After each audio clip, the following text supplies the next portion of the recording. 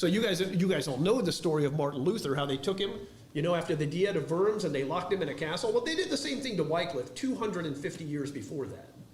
And Wycliffe also went up into his castle, and he did that thing for the first time ever. And it's hard for you to imagine as an American Christian that it was the first time ever that the Bible had been translated into the English language.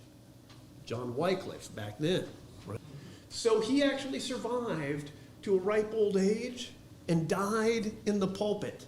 Now I know what you're thinking, but today's not my day.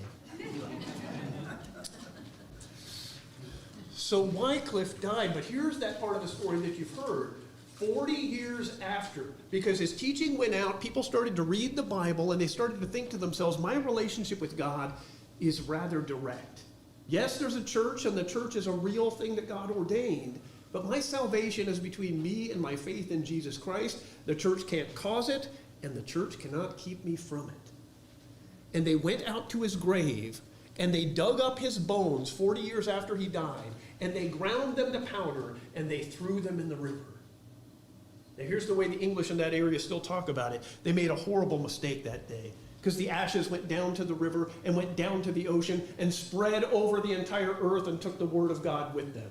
I don't know that bones can pull that off, but it's a nice story. The rest of it, though, is true, and there was one person that he very much influenced, a man named John Huss.